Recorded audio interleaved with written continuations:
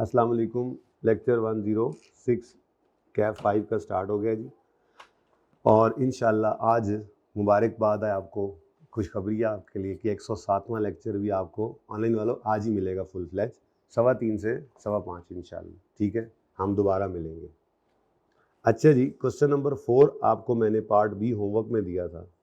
ये करवाने की ज़रूरत नहीं, हाँ 4 भी दिया था, 5 भी दिया था। पहले 5 की बात करो। ये 5 करवाने की ज़रूरत है। कितने बच्चों ने किया इसको, कितने बच्चों ने अटेम्प्ट किया? बेटा प्लीज़ 4 बच्चों ने किया, बाकियों ने नहीं किया तो अब मैं नहीं करवाऊंगा। हाथ कर। ये सवाल नंबर 5। हाँ तो गल सुनो ना, मेरी सुनो गल। तुसीं अगे बारिश दे विच पता नहीं कित्थे रुड़ छुड़ गए ने बच्चे सारे। पहले थोड़े सारे आए ने, फिर आपस से गल्लां करी जाणगे तो काम किवें चलेगा? जी मेरे बच्चों, मैं ये पूछ रहा हूँ, कल आपको सेल ऑन रिटर्न बेसिस पढ़ाया था। फिर मैंने कहा था पास पेपर 5 का बी आपके लिए एक पीस ऑफ केक साबित होगा। क्या साबित हुआ? कितने बच्चों ने सवाल अटेम्प्ट किया? ऊंचा हाथ खड़ा करें ज़रा। अच्छा, अब बेटा जी ये जो 3 बच्चों ने नहीं किया, आपने भी नहीं किया, क्या इरादा है? नहीं, पिछले लेक्चर, ये आखिरी महीने के लिए छोड़ रहे हो ना भाई? पिछला लेक्चर सुबह वाले दोनों अब तक अपलोड हो गए, हो जाने चाहिए। बारिश बहुत ज़्यादा थी, पानी बहुत ज़्यादा था, ज़्यादा बारिश हुई है, ज़्यादा पानी आया है। तो बेटा फिर इसको मैं ओके कर रहा हूँ। अगर कोई क्वेश्चन है तो पूछ लें। बाकी जिन्होंने नहीं ना किया, अब ज़्यादा बच्चों ने किया है, मसला होता तो मैं खुद करवाता, जाहिर सी बात है, मुझे ही पता है। लेकिन अगर किसी को मसला है तो वो खुद ही बता सकता है ना। अगर कोई एक बच्चा भी कह दे भी मसला है तो मैं करवा देता हूँ। लेकिन जिन्होंने किया है उनको मसला नहीं है, तो वो जिन्होंने नहीं किया वो फिर अपनी जिम्मेदारी पे है, कोई कंपनी जिम्मेदार ना होगी। कहते हो तो करा भी देता हूँ, कोई मसला नहीं। अच्छा, उसके बाद एक और सवाल भी होमवर्क में था, ये चौथे का बी। कोई नहीं किया? अच्छा, मसला नहीं है, माशा। चौथे का बी किया तुमने? खड़े हो जाओ, वहीं रुक जाओ, वहीं रुक जाओ। आ जाओ। इस शर्त पे कि 5वें का बी तुमने किया हुआ है।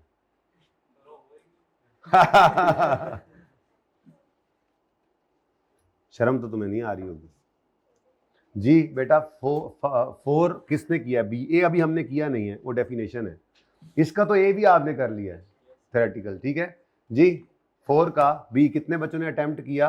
1 2 3 4 5 6 7। जो थोड़े से आए हैं उनमें से ज़्यादा ने किया हुआ है। बेटा करवा दूं?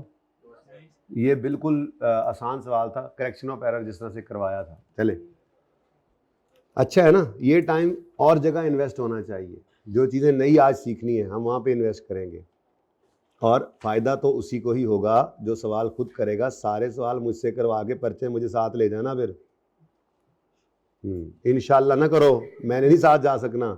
इंशाल्लाह अल्लाह दे हवाले तुसी होवोगे, कल ही लड़ोगे मेरे फौजी। अच्छा जी, अब 2-4 ज़रा छोटे छोटे, शायद कोई और बारिश में तैरता हुआ आ रहा हो, 10-15 मिनट छोटे छोटे 2 कॉन्सेप्ट्स कराता हूँ मैं। ठीक है, अल्लाह करे शायद कोई और भी आए। वो कौन सा था? 17 भी था। उसका 2 मैं सिर्फ पूछना है आपसे, 1 नहीं पूछना, मैंने पढ़ा नहीं था जी। 17 का 2 हो गया था, 1 भी हो गया यार। डोंट टेल मी यार, ये तो वो लेक्चर था जो मैंने आपको ढूंढ सकता, पिछले लेक्चर में से दे सकता था गोली, लेकिन आप लोगों ने कर ही लिया जी। एक्सप्लेन तो करना था बेटा, लेकिन एक्सप्लेन है मैं नहीं करना सी, जनरल एंट्रीज के साथ करना था, तो उसने नंबर रखे हुए थे इसके भी। ठीक है, 16 नंबर का सवाल सिर्फ एक्सप्लेनेशन, और एक्सप्लेनेशन हो भी नहीं सकती थी असल में। जो वर्किंग बेसिकली करनी थी उसी वर्किंग की एंट्रीज करके समझा देना था। तो पहला सवाल था क्या वैसे, क्या था जी? ये वो एलोकेशन ऑफ, यानी कि इसको मैं ओके कर रहा हूँ फिर। भाई देख लो, मरवा ना देना। आधे भी नहीं आए हुए हो, ये ना बाकी आए और कहें भाई तुसी मरवाता है हैं की कताई साढ़े नाल। ये किसने अटेम्प्ट किया है? वही वाले बच्चे काम करके आ रहे हैं। फिर आई कैप का रिजल्ट इतना ही होता है। क्यों नहीं किया तुमने होमवर्क? कोई एक लॉजिकल रीज़न दे दो। टाइम नहीं है मेरे पास, लेकिन जल्दी से बताओ। अच्छा चलो, तो सारे पर्चे पास करने पड़ेंगे ना सीए करने के लिए। और भी एक था, वो उसी के साथ ही था, वो मैं पूछूंगा भी नहीं कि आपसे हुआ या नहीं। हो ही गया उन्हें, सब कुछ किया तुमने। ये करते रहोगे तो रेवेन्यू रेडी है जिस दिन मैं कहूँगा अल्लाह हाफिज। और ये नहीं करोगे तो यूं लगेगा ये एक बला है, और पहले 4-5 दिन खा जाएगा रिवीजन के आपके। हालांकि है ऐसा कुछ भी नहीं। सो प्लीज़, अभी भी कुछ नहीं गया। अभी भी कुछ नहीं गया।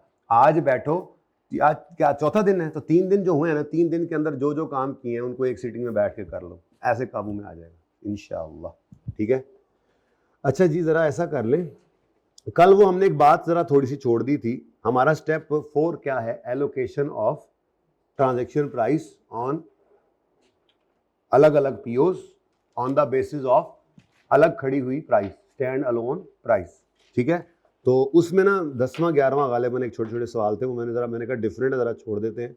अब वो कौन सा सफ़ा था मुझे वो मिल नहीं रहा, लेकिन उससे पहले ना बीच में अगर कोई ऐसी चीज़ आ जाए गुजरते गुजरते तो वो भी कर लेनी चाहिए, बाद में मिलती नहीं है। तो पेज 488 पे आप बेशक तशरीफ़ ना लाएं, आप सिर्फ बोर्ड के ऊपर अपनी ये चश्म पोशी ना करें, बल्कि इधर फेर लें अपने चश्मों को,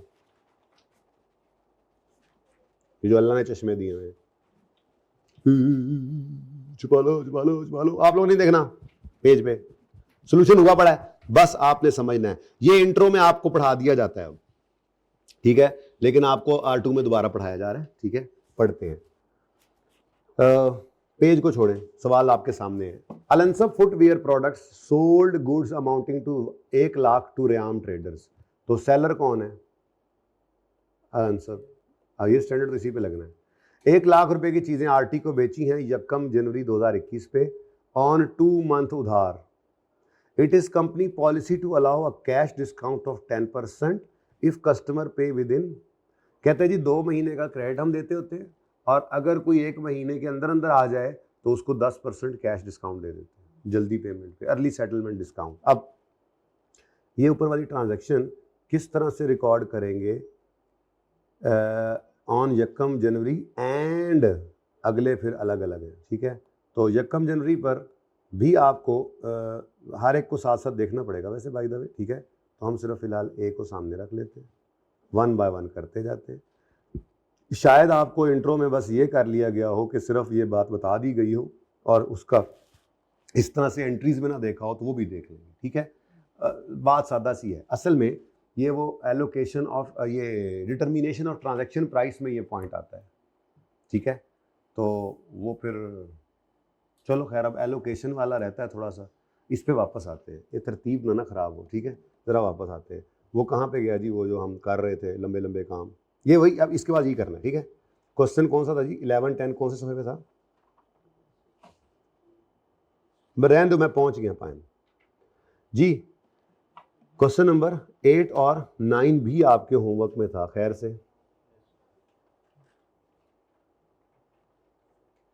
ज़रा मेरा दिल ये कर रहा है कि फटाफट 8 तो हो गया था, 9 को भी कर लें, 7 को भी कर लें, ये 2 होमवर्क में दिए थे, फटाफट करना है लेकिन। ठीक है, एग्जाम्पल 7 किया है ना, ये भी एग्जाम्पल्स थी होमवर्क में। मैंने कहा ज़रा ऐसे करके चलते हैं। कहानी कहाँ से चली थी? स्टेप 4 में हमने कहा था एलोकेट करना है ट्रांजैक्शन प्राइस को। थोड़ी बहुत अंग्रेजी बस छोड़ी है मैंने, वो बस जब एक बार चलेंगे ना तो फिर जो बची कुची चीज़ें होंगी वो पढ़ लेंगे। तो फिलहाल सादा बात, स्टेप 4 क्या है? एलोकेट कर दो ट्रांजैक्शन प्राइस को on the basis of stand alone price.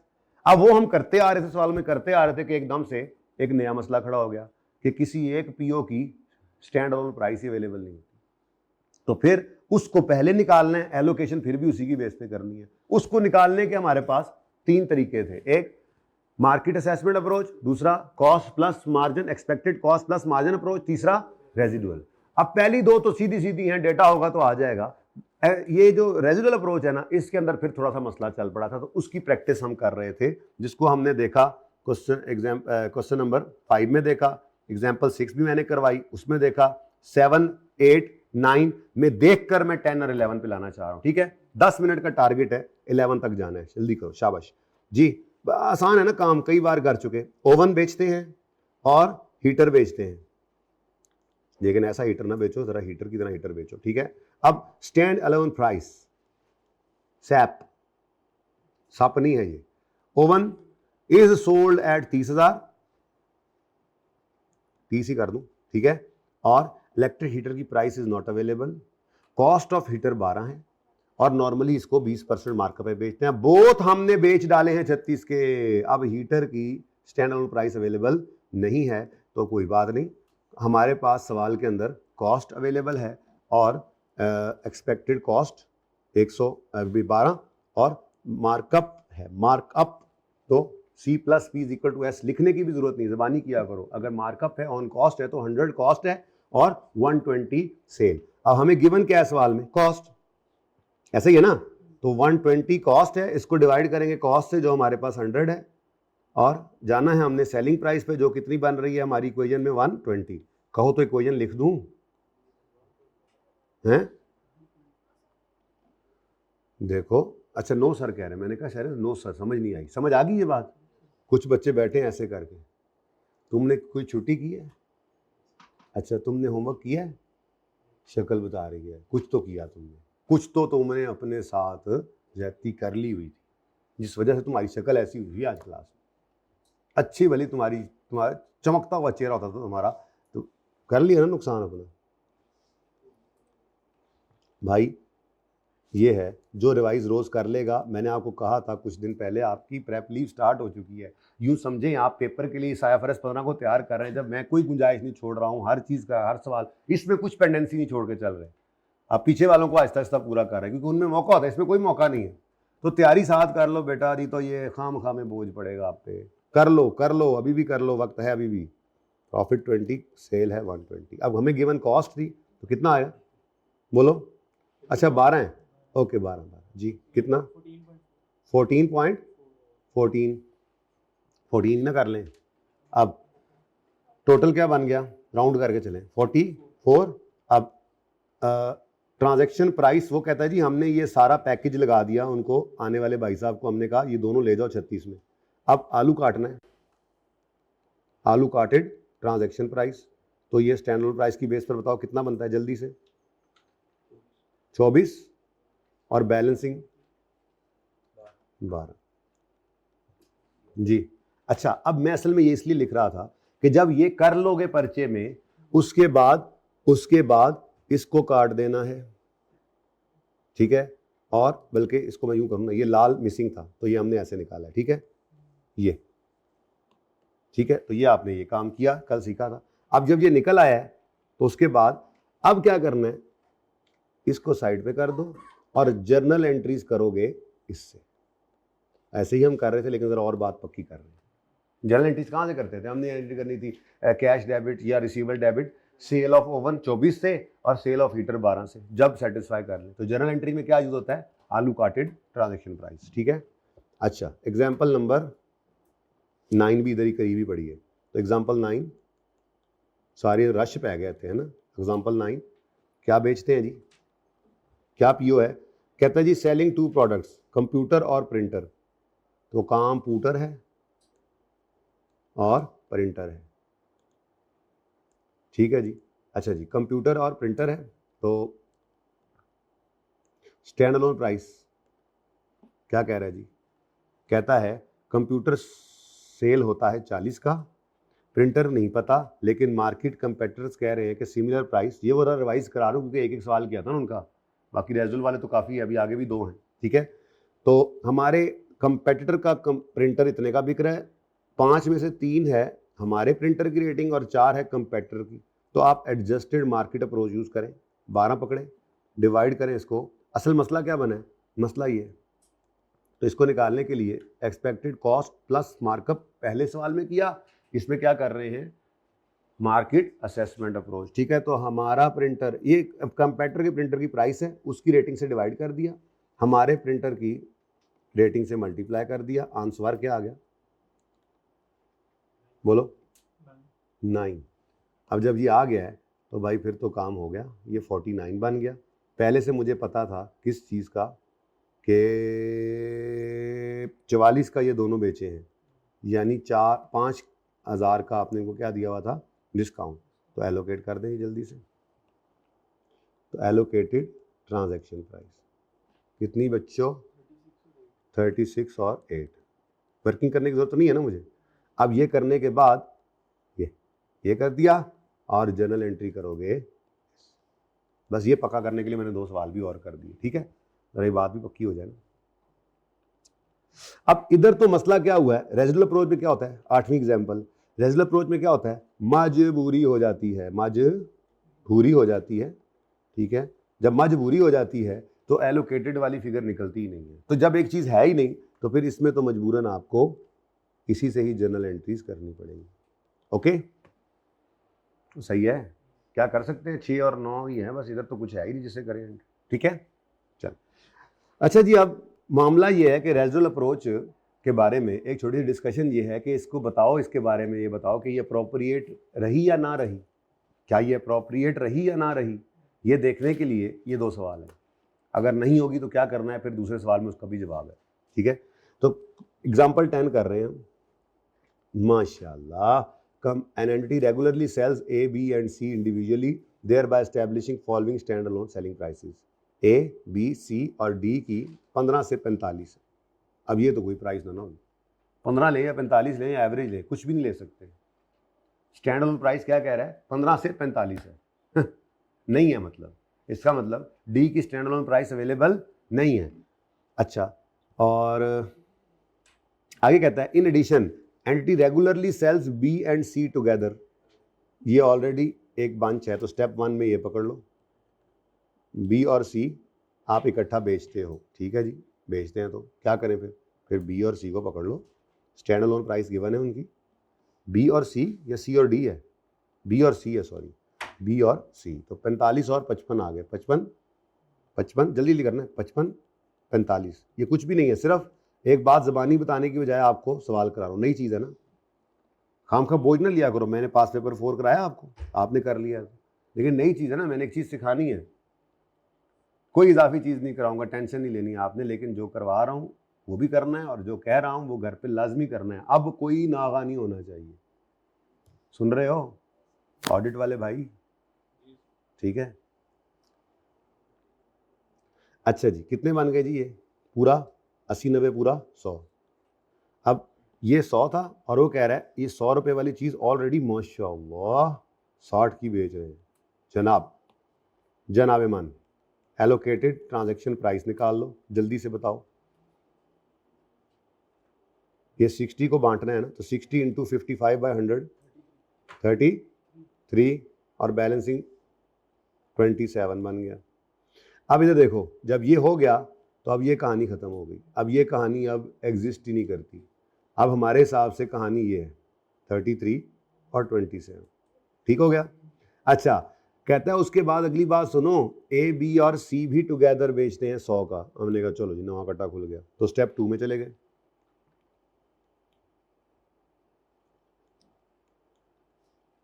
Step 2 में ए, बी, सी ये 3 बेच रहे हैं। स्टैंड अलोन प्राइस क्या है?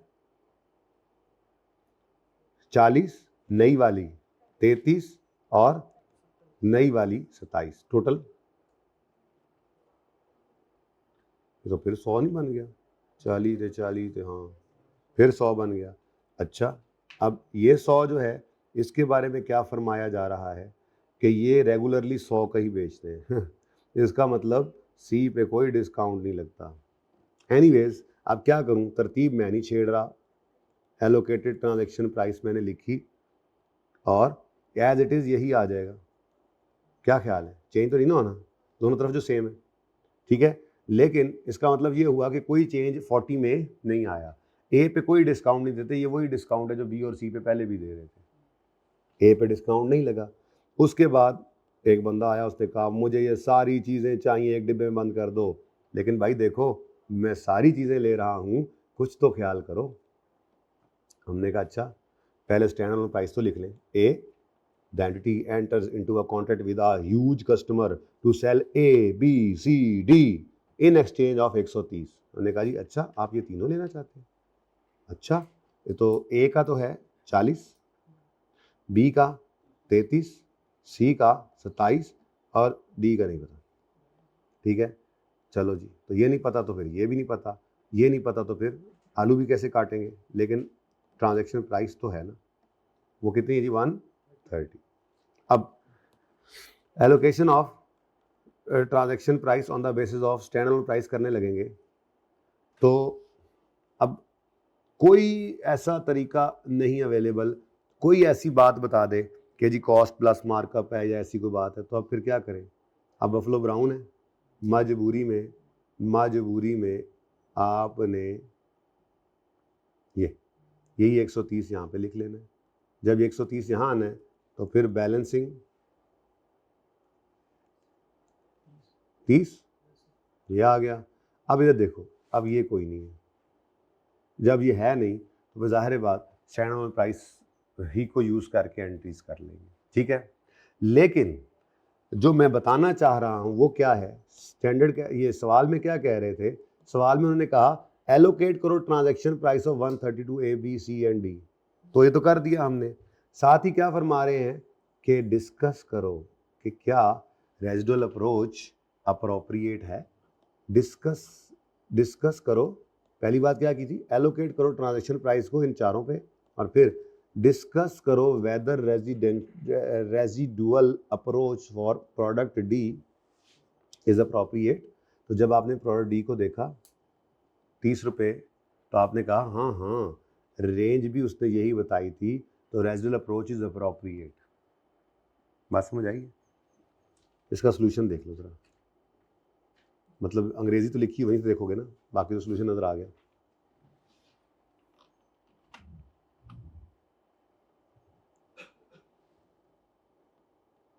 आखिरी लाइन सिर्फ पढ़नी है, बाकी तो सब हो गया।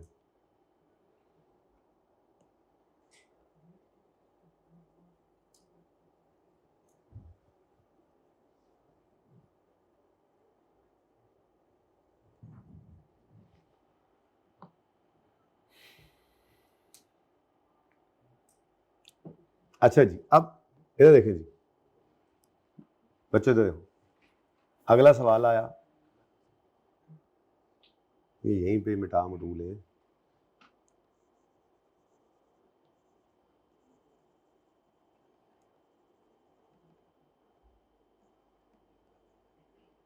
हो सकता मजबूरी ना बने। अच्छा अब जी, हाँ जी, क्वेश्चन नंबर 11, एग्जाम्पल 11 आ गई है जी।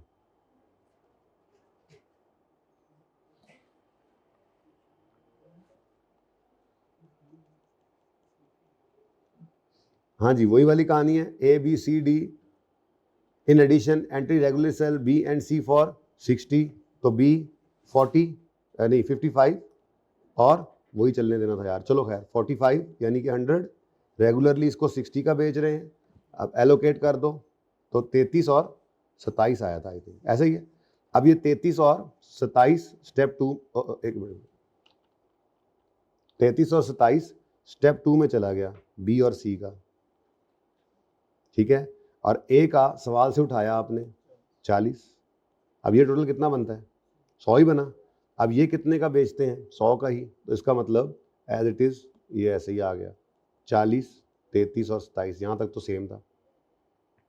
अब ये 40 33 और 27 आया, और मसला है ये, कोई बात नहीं, वो कह रहा है कस्टमर ने आकर हमसे 105 में ये सारी चीज़ें खरीद ली हैं, तो हमने 105 यहाँ लिखा और हमने कहा बफलो इज़ ब्राउन, मज क्या है भूरी, तो 105 को ही आपने इधर लिख लिया, और बैलेंसिंग फिगर क्या आ गई 5। अब आप कहोगे लो जी रेजिडुअल अप्रोच ये तो मुनासिब, हालांकि ये तो गया ना, अब रेजिडुअल अप्रोच से 5 आया है। अब वैसे तो सवाल ठीक है, लेकिन उसने क्या बोला, ने बोला कि बताओ डिस्कस करो whether approach residual approach is appropriate for D.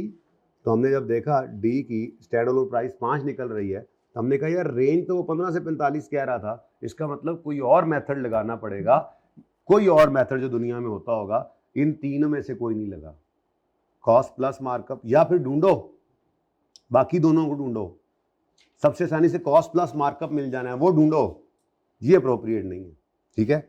तो इसी को आप देखें तो आपको सोल्यूशन में लिखा हुआ ये मिलेगा, residual approach seems inappropriate for D as 5 falls significantly below the lowest end of range that is 15, consequently entity should use other approaches for determining other approaches, मतलब कोशिश करो ना कि आप मार्केट असेसमेंट पे जाओ, cost plus margin, expected cost plus markup margin पे जाओ, ये तो सही नहीं है, क्योंकि इससे 5 रुपये उसकी सेलिंग प्राइस, एक तरह से स्टैंडर्ड प्राइस मींस तकरीबन सेलिंग प्राइस, जितने का अलग से आप बेचते हो।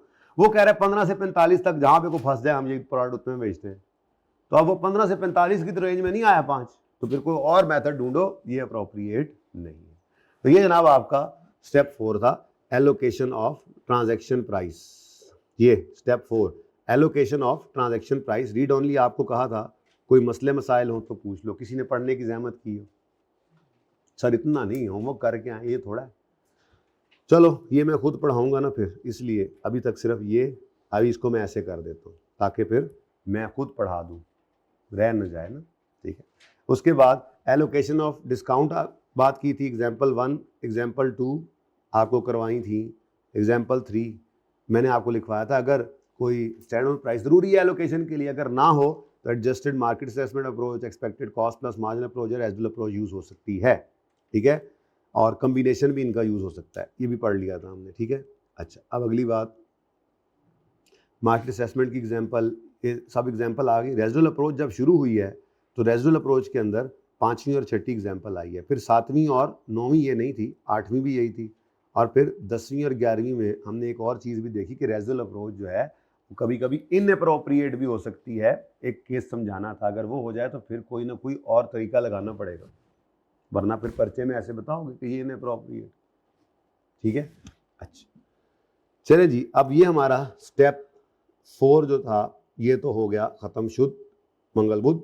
अगली बात, अब हम स्टेप 4 से स्टेप 5 की बजाय स्टेप 4 से स्टेप 3 की तरफ जा रहे हैं। और स्टेप 3 के अंदर हमने ट्रांजैक्शन प्राइस को डिटरमिन करना है। क्या करना है जी? लेकिन आप पीछे जा रहे हैं, मैं तो आगे जा रहा हूँ। मैंने एक चीज़ छोड़ी थी अभी थोड़ी देर पहले, असल में वो भी एक चीज़ है, वो सुभान अल्लाह, बगैर देखे यहाँ पे ब्रेक लगी है, वो भी एक ऐसी चीज़ है कि बेसिकली देखो ना, आपने कोई चीज़ बेचनी है, बेची आपने, एंट्री करनी है डेटर डेबिट सेल क्रेडिट, तो सेल किस अमाउंट से रिकॉर्ड करें, वही तो ट्रांजैक्शन प्राइस होती है। तो वही डिटर्मिनेशन में ये एक छोटा सा पॉइंट भी है, इसलिए ये यहीं पे यहीं पे देख लो, ठीक है। तो बात क्या चल रही थी हमारी, अब ये ना एक मेहरबानी किया करो, इसमें ना अगेन थोड़ी सी ना भागदौड़ ज़्यादा है इस टॉपिक में। तो उसका हल ये होता है कि जिस दिन लेक्चर शुरू हो, लेक्चर नंबर 106 लिखा हुआ है ना, तो वही टॉप के ऊपर ही आप लिखा करो जी। सबसे पहले आपने क्या लिखा जी, पेज नंबर फलां, आगे ब्रैकेट में पॉइंट जो भी है 2.1 2.4 जैसे भी होता है, फिर कॉमा, फिर आगे क्वेश्चन 1, आगे पेज नंबर ये, ताकि फिर इसी तरतीब में घर जाके पढ़ लिया करो, टाइम कम लगता है। तो ढूंढते रहते हो कि पता नहीं क्या करवाया क्या नहीं करवाया, फिर ऐसे ही तीसरे नंबर पे ये किया, चौथे पे ये किया, 5वें पे ये किया, 10वें 20वें पे ये किया। अच्छा, इतना नहीं होता।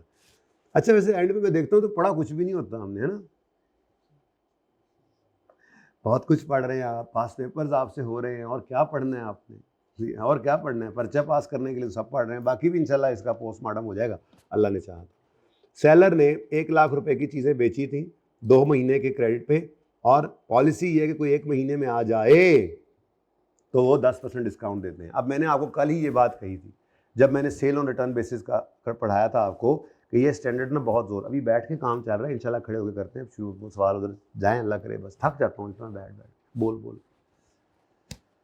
तो कल मैंने आपको बताया था कि ये स्टैंडर्ड बड़ा जोर देता है आपके अंदाज़ों के ऊपर, कहता है अंदाजे लगाओ, और अगर अंदाजे में चेंज आ जाए तो उसकी अकाउंटिंग आपने कल देखी तो है, क्या ख्याल है, ठीक है। तो अब यहाँ पर भी क्या कहेगा स्टैंडर्ड आपको, IFRS 15 कहता है जब आपने चीज़ बेची तो RT को देखो और जज करो।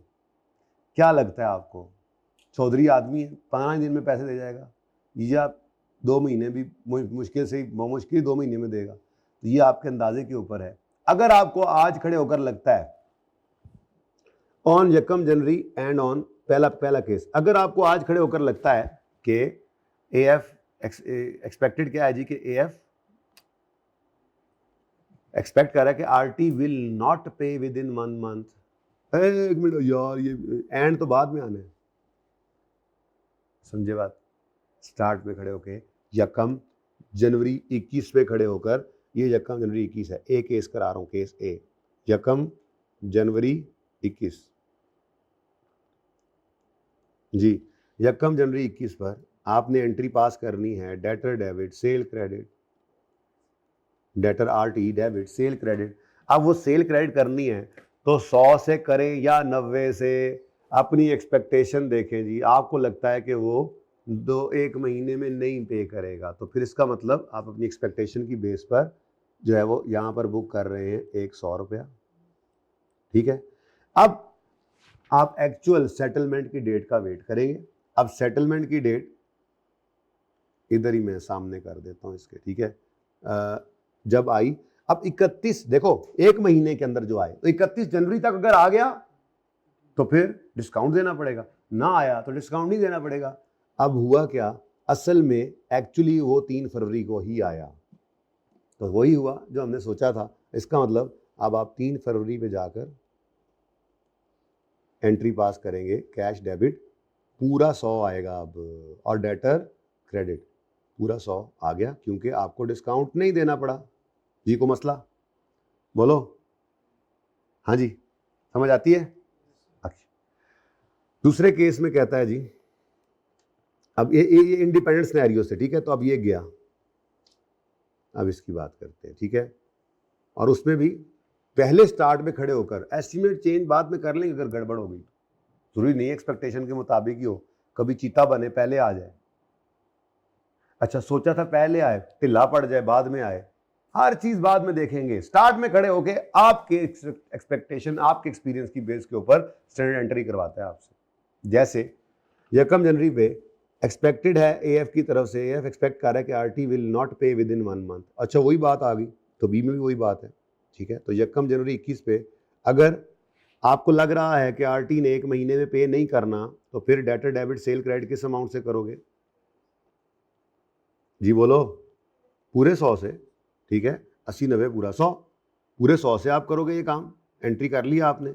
लेकिन 17 जनवरी को आपका दरवाज़ा खटका, आपने दरवाज़ा खोला तो बाहर आरटी खड़ा था, भाई मैं पैसे लाया हूँ, तो घर से कितने लेके निकला होगा?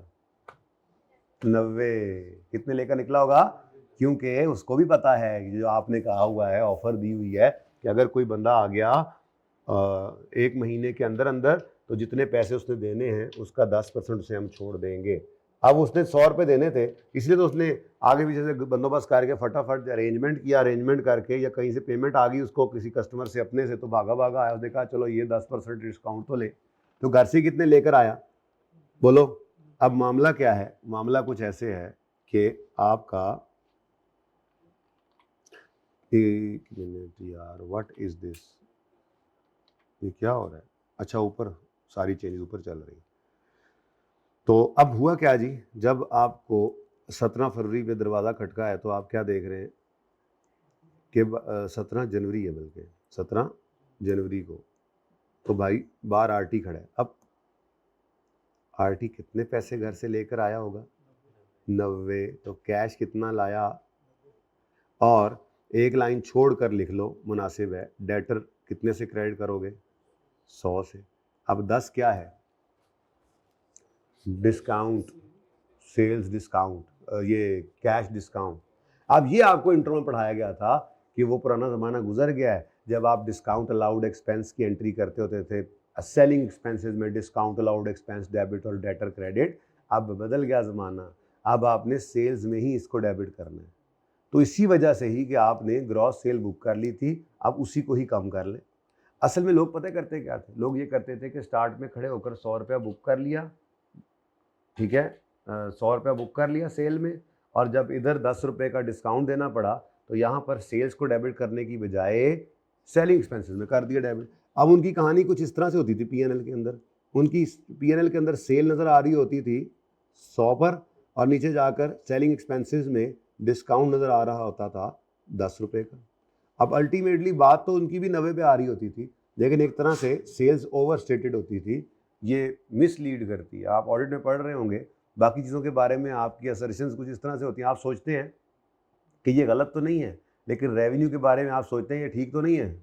ऐसे ही है कि नहीं है? ऐसे पता नहीं, ऑडिट वालों को पता होगा, है जी, ऑडिट जो पढ़ रहे हैं उनको पता होगा। बहरहाल ये बड़ी खतरनाक चीज़ है रेवेन्यू, सबसे पहली नज़र इससे पड़ती है पीएनएल को जब देखो तो स्टैंडर्ड ने इसके ऊपर आकर थोड़ा सा जोर लगाया है कि यार ये कोई तरीका नहीं है, आप ऊपर सेल ग्रॉस बुक कर लो, पता भी है आपको, पता भी है आपको, ठीक है, वो तो दूसरी बात है ना। अभी तो पता नहीं था तो चेंज एस्टिमेट करा रहा है, पता भी है तो जानबूझ के आप क्या कहते हो, यार फिलहाल सेल पूरी बुक करो, बाद में सेलिंग एक्सपेंसेस डाल देंगे। नहीं, ये नहीं करना। स्टैंडर्ड ने इसको मना किया, स्टैंडर्ड ने कहा ये डिस्काउंट अलाउड एक्सपेंस इधर नहीं, बल्कि इसको यहाँ पर नेट कर दो सेल्स में से, और नेट सेल्स आपकी नज़र आनी चाहिए, यानी आप पीएनएल के फेस के ऊपर आपकी सेल सही होकर नजर आएगी। तो ये इसका टारगेट था, जिस वजह से ये ट्रीटमेंट आ गया। तो अब ये ट्रीटमेंट जब हुआ है तो अब फिर हमें तो क्या करना है, हमें तो सीधी सी बात है, 10 रुपये का नुकसान हो गया, हमने सेल पूरे 100 पे बुक की थी, ये देखो अब उसी सेल को ही 10 रुपये से कम कर लिया, तो सेल्स डेबिट, ये डिस्काउंट आपने जो अलाउ किया है, ये बैलेंसिंग फिगर इधर डाल दी सेल्स। ठीक है जी, सही है। अब बोलो, चलो ये तो फिर समझ में आती है बात। अब अगले को देखते हैं जी, अगला केस क्या बनता है। अच्छा जी, नेक्स्ट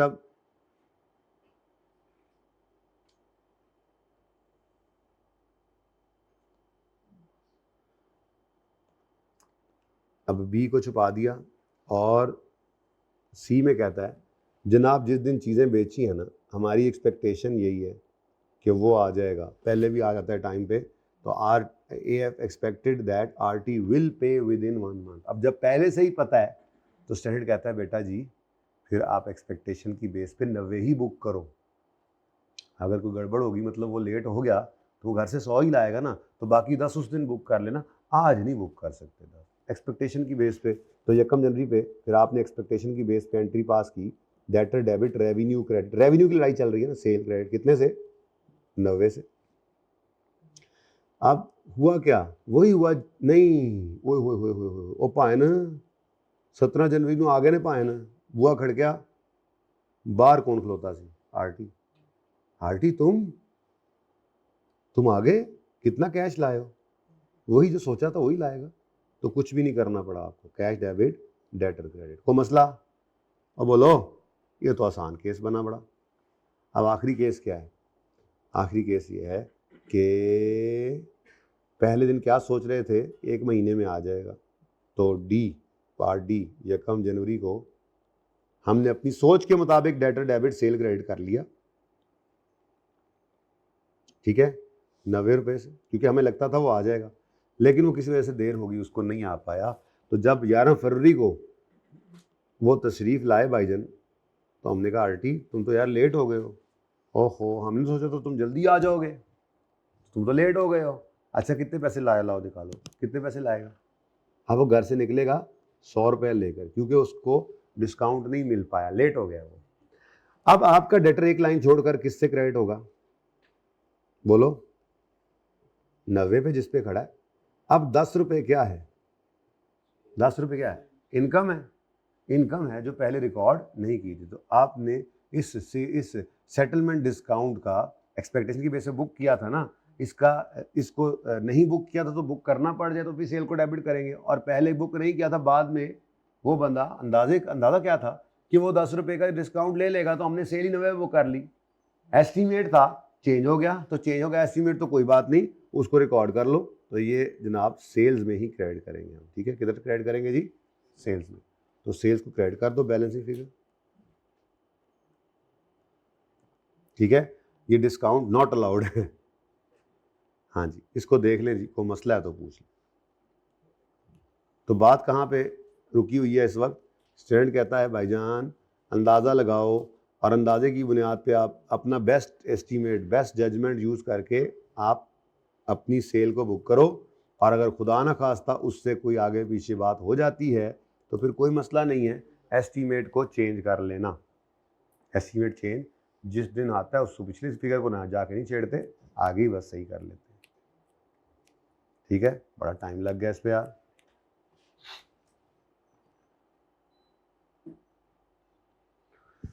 चले जी, फिर अब इस स्टेप को फड़का देते हैं, ख़त्म कर देते हैं। वैसे प्लानिंग तो मेरी इतनी है कि यकीन मानो आज मैं 4 घंटे आपको पढ़ा दूँ IFRS पर।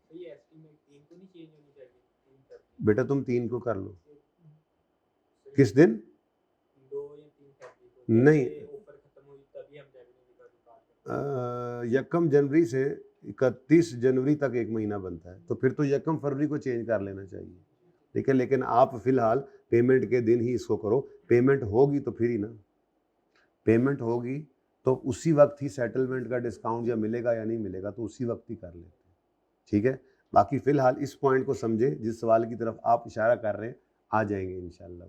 अभी तो बड़े बड़े मसले आने आगे, पता है क्या होगा, हम उसे कहेंगे ये पकड़ो यूनिट्स सेल, तुम्हारा मेरा कॉन्ट्रैक्ट हो गया, ये लो, तुम्हें अगर तुमने एक 6 महीने के अंदर 3 से ज़्यादा मार्कर मुझसे मंगवा लिए तो तुम्हें जो डिस्काउंट देंगे वो पिछले 3 से भी लग जाएगा, चौथे 5वें के अलावा रिट्रोस्पेक्टिवली।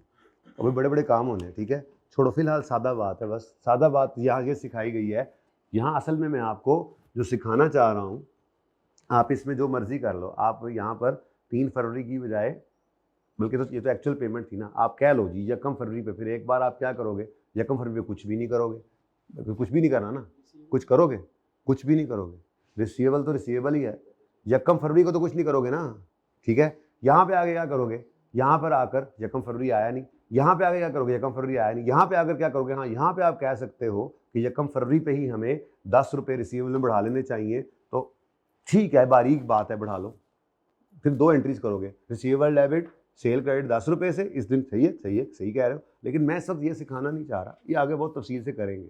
छोटी सी बात पे क्या सिखाया गया है, ये कि सेल को 100 पे बुक करो या रेवेन्यू को 100 पे बुक करो या रेवेन्यू को 90 पे। अब एक ही कॉन्ट्रैक्ट में ये 2 तरह के रेवेन्यू क्यों आ रहे हैं, हमारी एक्सपेक्टेशन की बेस। उसके बाद ये वाली बात बिल्कुल ठीक है आपकी, एडजस्टमेंट वो आप कह सकते हो ना, ईयर एंड बीच में आ सकता है, तो ठीक है रिसीवेबल बढ़ा लो, लेकिन ये देखेंगे। फिलहाल ये बात नहीं, फिलहाल ये बात हो रही है, और ये बात क्या है, असल में ट्रांजैक्शन प्राइस को डिटरमिन करने की बात हो रही है।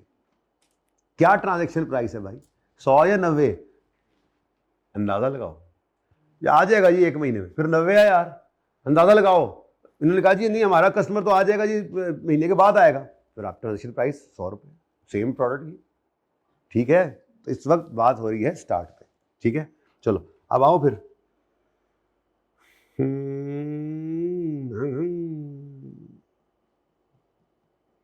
मोटरवे तो चढ़ गए ऐसे, ये हो गया। अब ये वाला स्टेप चल, ये हो गया। अब ये स्टेप पूरा हो गया ना, कभी ओए होए होए होए अखीर हो जानी है, उसके बाद फिर कुछ और भी कर लेंगे, ओए होए और अखीर हो जानी है, लेकिन स्टेप छोटा सा ही है।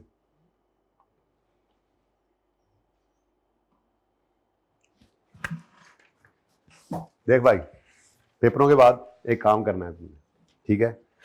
तुमने मेरा एक बाग है आमों का, है नहीं वैसे, तो तुमने ना वो बाग में से आम जो है वो पेटियों में पैक करवा के उनको मंडियों में लाके बेचना है, ठीक है।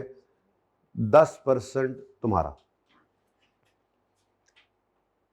कॉन्ट्रैक्ट हो गया, ठीक है। अब 1 लाख के आम इसने बेच लिए तो कितना कमाएगा एक चक्कर में? नहीं, 1 लाख इसी का नहीं है। इसका मतलब अगर ये एक एजेंट है तो ये सिर्फ कमीशन लेगा किसी और के बिहाफ पर, मेरे बिहाफ पे जो बाकी पैसे इसने कमाए इसका रेवेन्यू नहीं है। ये कहीं ये एंट्री ना कर दे cash debit revenue credit 1 lakh और फिर बाद में मुझे पेमेंट करता रहे कुछ और करके, अपने रेवेन्यू गड़बड़ ना करे, ठीक है। अच्छा, एक ये मिसाल हो गई। दूसरी मिसाल ये है, यही गवर्नमेंट की मिसाल भी है। ये तो था मेरा कमीशन एजेंट, हम सब जो हैं दुकान पे, हम सब की दुकानें अपनी अपनी, ठीक है। अब हम जो भी दुकान पर चीज़ बेचते हैं उसके ऊपर लिखा होता है 1000 रुपये, लेकिन हम उसके ऊपर जो है वो 17% का टैक्स काटते हैं, मतलब इकट्ठा करते हैं, और हमारी उसके ऊपर प्राइस लिखी हुई मिल रही होती है 1170 ही बनेगी ना, 1000 पे 17% इतना ही बनेगा ना। टैक्स भी रेट भी चेंज हो गया ना, चलो 17 ही रहने दो, चलो मेरी मिसाल में 17 चलने दो। अब अच्छा, अब सुनो ना, 18% कर लो यार, तो 1180 रुपया उसके ऊपर लिखा हुआ था। अब जो ग्राहक हमारे पास आएगा वो हमें 1180 रुपये दे के जाएगा, ठीक है। मैं पेज नंबर बताता हूँ, फिलहाल सिर्फ सुना करें। ग्राहक हमें कितने पैसे देकर जाएगा? 1180। लिख लिया होगा आपने कि अब हम कौन से पेज नंबर पे कौन से, ये लिखना है साथ साथ, ठीक है। वो तो है, कहाँ लिखा है आपने? घर जाके तो तरतीब ही नहीं याद रहनी। देखो ना, कहाँ से सवाल किया, फिर कहाँ पे एकदम आ गए, फिर यहाँ से फिर कहीं पास में चले जाएंगे। ये तरतीब घर जाके पेपर की तैयारी करते हुए टेंशन नहीं लेनी। आप बेशक एक तरतीब से करिएगा, जो रिवीजन प्लान वाले सवाल हों 5-6 घंटे में फड़का दीजिएगा, सारा कुछ साइड पे कर दीजिएगा। बट अभी रिवीजन घर जाके डेली बेस पे तो इसी तरतीब में करनी है ना, इसलिए लिखा करो यार। अब पता नहीं जो गुजर गया वो तो गुजर गया, बाकी तो लिखो। अच्छा, तो हमने 1180 रुपये की चीज़ बेची और कस्टमर से 1180 ले लिया, क्या ये सारा हमारा रेवेन्यू है? नहीं, 1000 रुपया हमारा बाकी सेल्स टैक्स पेएबल, ठीक है। तो ये मैं दोनों एंट्रीज करता हूँ आपको समझाने के लिए, तो समझिएगा। ट्रांजैक्शन प्राइस के बारे में कह रहे हैं जी कि transaction price is the amount of consideration to which an entity expects to be entitled in exchange for transferring promised goods और सर्विसेज टू आवर कस्टमर। मुश्किल अंग्रेजी है स्टैंडर्ड की, और तो कुछ भी नहीं, सादा सी बात लिखी हुई है कि ट्रांजेक्शन प्राइस वो अमाउंट है जो एंटी एक्सपेक्ट कर रही है कि उसको मिलेगी अगेंस्ट गुड्स सर्विसेज जो उसने देनी है कस्टमर को। यही गल लिखी है, ठीक है। अच्छा आगे कहता है लेकिन इसमें नहीं शामिल करना आपने, किस चीज़ को नहीं शामिल करना, amounts collected on behalf of third parties. तो ये मैंने आपको ना दो अदद एग्जाम्पल्स दी हैं, दो अदद एग्जाम्पल्स, ठीक है। एग्जाम्पल नंबर 1 और एग्जाम्पल नंबर 2। एक में DI खान वाले ने आम बेचे मेरा एजेंट बन के, या मैंने आम बेचे यार DI खान वाले के एजेंट बन के, कोई मसला नहीं अगर आपको इससे तकलीफ हो रही है तो, ठीक है। ये कह रहा है सर मेरे पेपर हैं, आम पक गए हैं, मैं फारिग नहीं हूँ, मैंने पेपरों की तैयारी करनी, आप वेले हो जाएंगे अभी, ठीक है। तो चिल्ले पे निकलने से पहले पहले आप ज़रा ये मेरे बाग के आम बेच लो, कोई मसला नहीं, 15% लूँगा भाई, मैंने 10% में नहीं काम करना है, ठीक है, सही है। अब जितने आम बिकेंगे उसमें से 15% मेरा रेवेन्यू बनता है, ठीक है। तो पहले सेल टैक्स की बात कर ले। Sales tax is an example of ये जो स्टैंडर्ड ने बात की हो, ठीक है। अब हमने 10,000 कितना था, 11,800 कैश रिसीव किया, यही था ना। अब बोलो, अब हाँ मतलब 1,000 रुपये की चीज़ हमने 18%, 11,800 ही है ना, ये रिसीव किया। अब रेवेन्यू क्या है, मेरा रेवेन्यू क्या है, 10,000, ठीक है। मेरा रेवेन्यू क्या है 10,000, बाकी सॉरी 1,800, बाकी 1,800 क्या है जी, ये sales tax payable to government है। तो अब इधर देखना ज़रा, ये असल में स्टैंडर्ड ये कहना चाह रहा है कि ट्रांजैक्शन प्राइस ये है जो आपने किसी के बिहाफ पर इकट्ठा किया है, वो आपका नहीं है, ठीक है, वो उसी का ही है। तो आप ये ना करना कि आप अपने रेवेन्यू के अंदर या 11,800 ही रिकॉर्ड कर लो पूरा। बात समझ आई है, सही है। एक ये बात हो गई। दूसरा बात आ गई हमारे DI खान वाले भाई की, ठीक है। तो DI खान वाले, आई एम योर एजेंट, ठीक है, चलो उमैर इज एन एजेंट। अब बनना है किसी और ने एजेंट, कौन बनेगा एजेंट, कौन बनेगा करोड़पति, कौन बनेगा एजेंट, नाम बताओ अपना। हाँ हाँ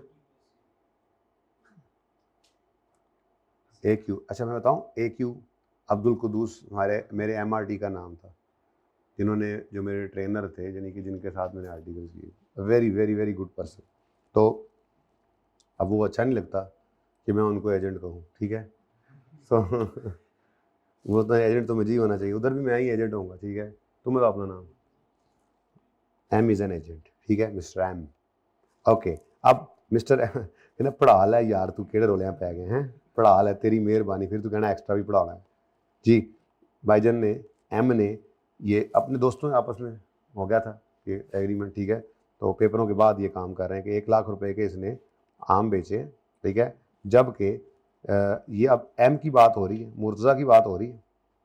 तो इसका रेवेन्यू कितना है भाई, इसको बात हुई थी कि तुम्हें 10,000 मिलेगा 10%, तो बाकी फिर क्या है, बाकी पेएबल है, ठीक है। A को, क्या नाम है तुम्हारा,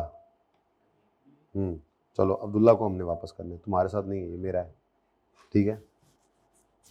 अब स्टैंडर्ड क्या कहना चाह रहा है, स्टैंडर्ड कहना चाह रहा है ट्रांजैक्शन प्राइस ये है, यानी कि जो एजेंट है तो उसके लिए उसके वही पैसे ही जो उसने एजेंसी से कमाए वही उसका रेवेन्यू है ना, बाकी 90 तो किसी और के बिहाफ पे इसने जो, वो अलग बात है ये देना इसको, भाई दोस्त है तो क्या हुआ, जान तो अल्लाह नहीं देनी है, ठीक है।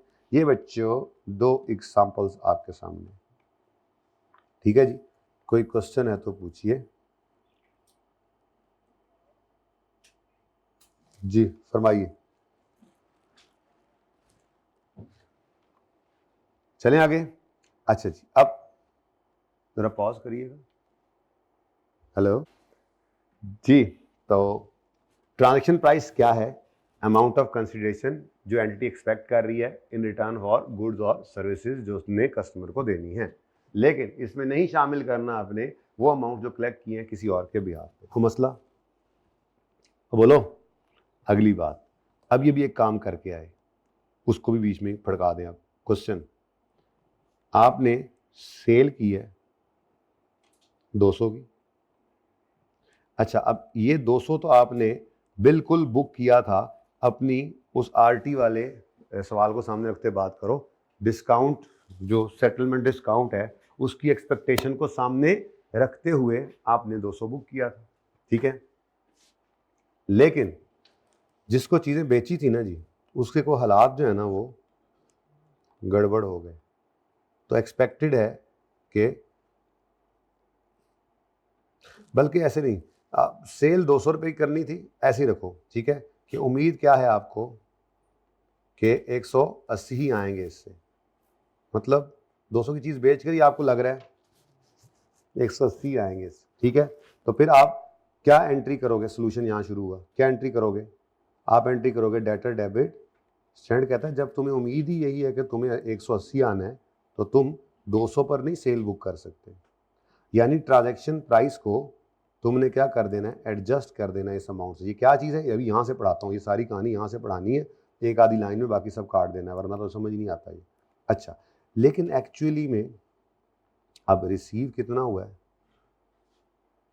अब ये तो क्या था, उम्मीद थी 180 आएगा, ये आरटी वाला सवाल, 200 की चीज़ बेची, उम्मीद है 180 आ जाएंगी, तो 180 पर ही लाकर सेल को रिकॉर्ड किया। लेकिन जब एक्चुअल में रिसीव हुए तो उसने आकर दंदी सी दिखा दी, कहा मेरे पास 140 ही है यार 140। तो फिर स्टैंड कहता है अब ना सेल को छेड़ो, तुम्हारी उम्मीद के मुताबिक तुमने 180 का एस्टीमेट लगाया था, अब ये फिर बैड डेट है, ये क्या था, डिस्काउंट, एक तरह से डिस्काउंट था, ठीक है, और ये क्या है, बैड डेट। तो बैड डेट को इसमें से, बैड डेट को स्टैंडर्ड ने अभी भी सेलिंग एक्सपेंस ही रहने दिया, असल में बात ये, ठीक है, बैड डेट को स्टैंडर्ड क्या कह रहा है, सेलिंग एक्सपेंस ही रखो। यानी तुमने क्या करना है, तुमने बैड डेट जिन्हें प्रोविजन मतलब डालनी है, प्रोविजन डाल लो, जो भी करना है, ये 40 रुपये जो है ना, 40 रुपये ये प्रोविजन लिख दूंगा मैं, बैड डेट राइट ऑफ करना है, मतलब 140 आए हैं, रिसीव हुए हैं, और उसने कहा है भाईजान हालात माड़े ही हैं तो प्रोविजन बुक कर लो, और वो कह दे तबाह थे भाई यही हैं तो रिटर्न ऑफ कर दो, मतलब डेटर को क्रेडिट करना है और बैड डेट रिटर्न ऑफ को या प्रोविजन को डेबिट करना है, आपने सेल्स को डेबिट नहीं करना, बात इतनी सी है। Sales means revenue, means transaction price को, अगली लाइन में सिर्फ ये लिखा हुआ पढ़ाना है आपको, 4 5 6 10 लाइनों में सिर्फ ये बात लिखी हुई पढ़ानी है आपको कि ट्रांजैक्शन प्राइस को यानी रेवेन्यू वाली फिगर को, ट्रांजैक्शन प्राइस को एडजस्ट कर लेना है डिस्काउंट से, अभी करके आए सवाल में, लेकिन इसको एडजस्ट नहीं करना बैड डेट की अमाउंट से, ठीक है। यानी आपने कैश डेबिट किया कितने से, 140 से, और डेटर क्रेडिट कर लिया 140 से। अब बाकी का जो 40 है इसकी एंट्री क्या करें, अब दिल में क्या आ रहा है, इसको भी सेल में ही डाल दें, सेल डेबिट कर दें, सेल डेबिट और डेटर क्रेडिट, बाकी 40 अभी डेटर पड़ा है ना, डेटर से आने कितने थे, उम्मीद थी कि 180 आएंगे, आए कितने 140, अब बाकी 40 को क्या करें, सेल डेबिट डेटर क्रेडिट कर दें। स्टैंड कहता है नहीं, बस इतना जुल्म मैं नहीं कर सकता तुम लोगों पे, ये तुम्हारा कसूर नहीं है, तुम्हें कभी भी चीज़ इस उम्मीद में नहीं बेची थी कि इससे पैसे नहीं आएंगे और इसकी फैक्ट्री में आग लग जाएगी और ये तबाह हो जाएगा, ये तुम्हारा सेलिंग एक्सपेंस ही है, ठीक है, उधार पे चीज़ बेची, ठीक है, हर कोई बेचता है सेल बढ़ाने के लिए, अब आगे से हो गया हादसा उसके साथ, कोई बात नहीं, खैर है, इसकी एंट्री क्या करो, इसकी एंट्री करो bad debt return of, provision के अकाउंट में इसको फेंको, इसको कहाँ फेंको, प्रोविजन के अकाउंट में फेंको, और फिर वहां से, अच्छा प्रोविजन डेबिट और डेटर हम प्रोविजन में रखते हैं ना, और डेटर क्रेडिट कितने से, 40 से।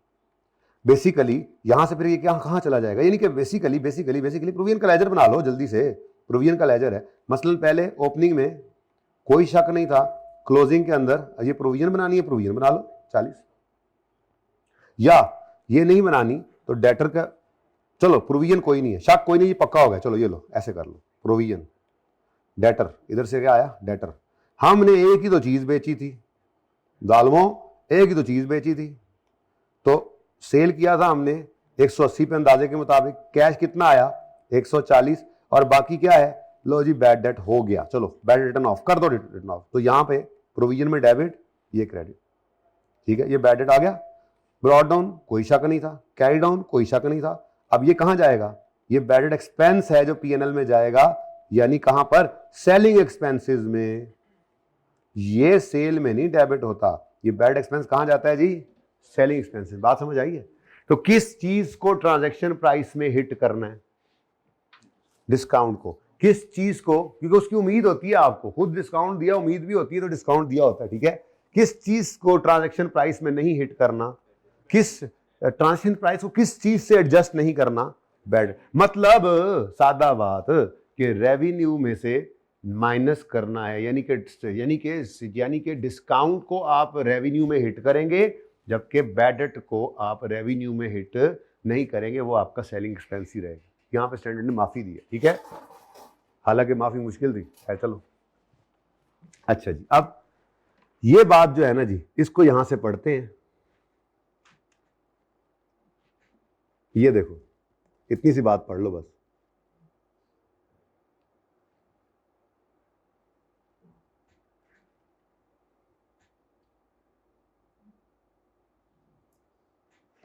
द कंसिडरेशन प्रॉमिस्ड इन अ, नहीं, एक मिनट,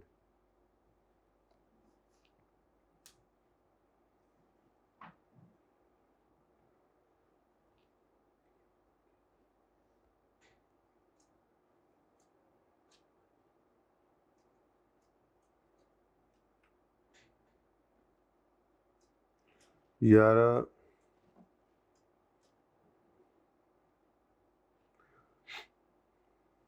बस ये पे यहाँ पर ही लिख देते हैं, ठीक है, आगे जाके फिर वो यहाँ मिला नहीं, कहीं और मिल जाएगा फिर, ठीक है। फिलहाल यहाँ पे क्या कह रहा है, entity shall consider the terms of contract and its customary business practice determine transfer price the amount of consider to which country expects to entitle, वही वाली बात फिर लिख रहा है। Behalf of third parties the consideration promised in the contract में include fixed, ठीक है, ये आगे जाकर पढ़ना ही है, इसमें फिक्स्ड और वेरिएबल या दोनों हो सकते हैं, तो ये पूरा पैरा मैंने काट दिया, ठीक है। उसके बाद पैरा 49 में कहता है, for the purpose of determining transaction price entity shall assume that goods services will be transferred to customer as promised in accordance with the existing contract and that the contract will not be cancelled। ये modification हमने वैसे करनी होती है, इसको भी फिलहाल यहाँ से निकाल दें, ठीक है। अब ये जो मैंने बात आपको बताई है, इसको बस ऐसे ही याद रख लें, ठीक है, कि आपने फिर कहीं देख लेते हैं लिखा हुआ मिल जाए तो, कि ट्रांजैक्शन प्राइस को आपने एडजस्ट करना है बैड एक्सपेंस से, लेकिन ट्रांजैक्शन इससे डिस्काउंट से, लेकिन नहीं करना बैड एक्सपेंस से, ठीक है। हाँ यहीं पे है, फिर वो कहीं और चला गया, कोई बात नहीं, लेकिन ट्रांजैक्शन प्राइस के अंदर ये डिस्कशन मौजूद है, ठीक है। ओके, चलें आगे, चलो।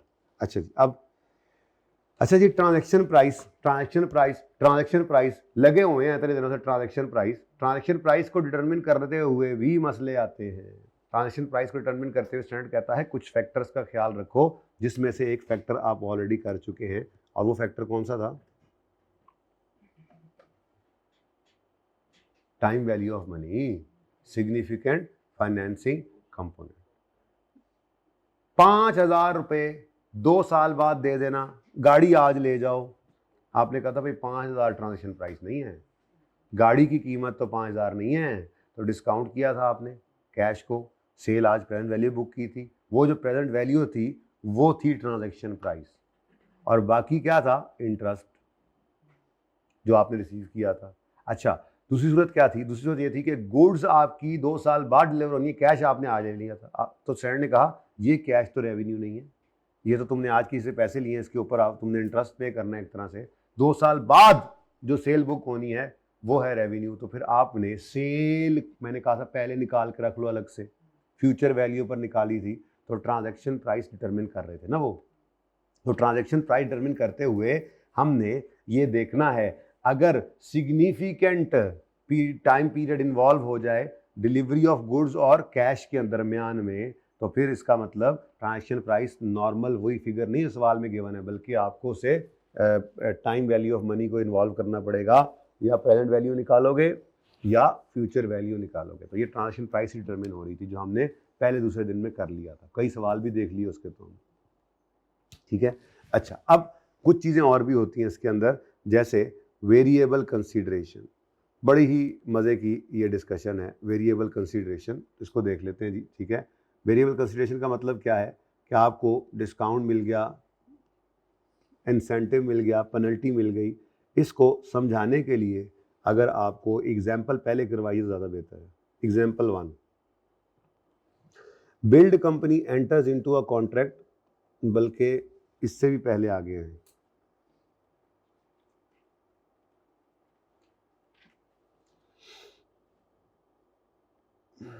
चलो देख ही लो, आसान सी बात है वैसे, सुने। हाँ जी, build company enters into a contract to build an oil rig for 1 lakh. 1 lakh रुपए की बिल्डर ने कहा है कि मैं आपको बिल्डिंग बना दूंगा, ये जो भी चीज़ है, ये ऑयल रिग ये बना दूंगा।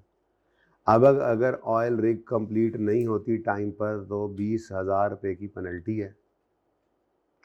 बिल्ड कंपनी जो है उसने बहुत सारी ऐसी ऑयल रिग्स पहले बना रखी हैं और 90% चांस है कि ऑयल रिग कंप्लीट हो जाएगी टाइम पर। अब IS-37 याद है? नहीं याद? नहीं याद। मोस्ट लाइकली वाला मैंने आपको बताया था कि अगर आपको दो ही परसेंटेजेस गिवन है ना, 10% चांस है कि रिग टाइम पर कंप्लीट नहीं होगी, 90% चांस है कि कंप्लीट हो जाएगी। तो फिर मोस्ट लाइकली क्या है? तो फिर आपको मोस्ट लाइकली की तरफ जाना चाहिए, ठीक है। तो आपकी ट्रांजैक्शन प्राइस क्या बन गई? ट्रांजैक्शन प्राइस है फिक्स्ड अमाउंट जो कि 100,000 है और पेनल्टी को आपने ऐड नहीं किया,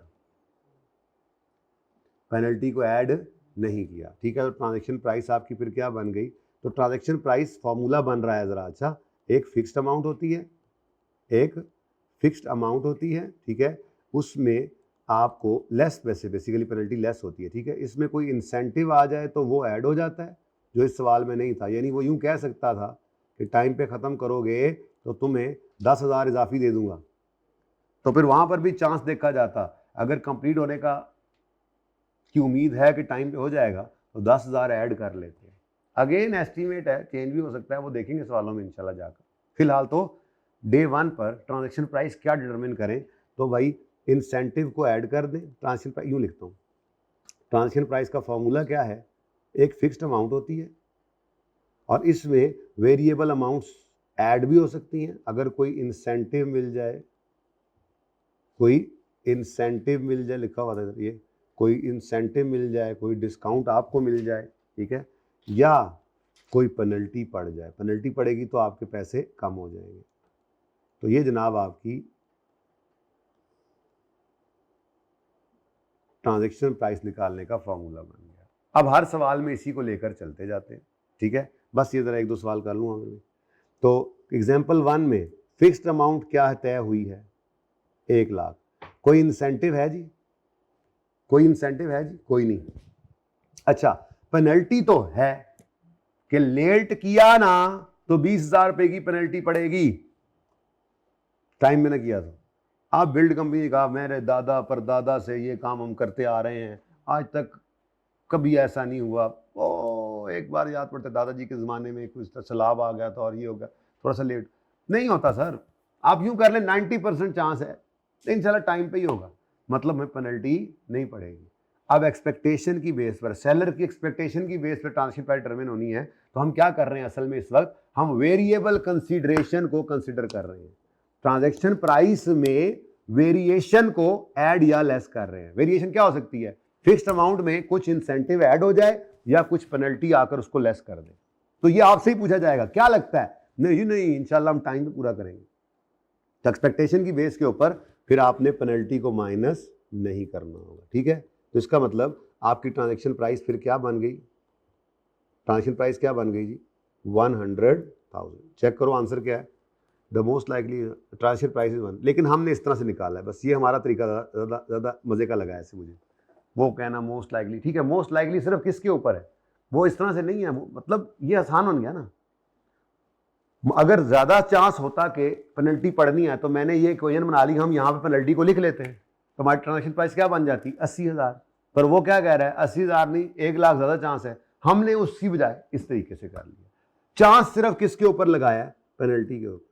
बाकी तो 10,000, 1 लाख तो फिक्स था, पेनल्टी ऐड हो जाती, यानी पेनल्टी यहाँ आ जाती तो इसने 80 बन जाना था, नहीं आई तो 100 ही है। ये ज़्यादा बेहतर लग रहा है। अब इससे हर सवाल हो जाएगा दुनिया का जिसमें वेरिएबल कंसीडरेशन आ रही होगी।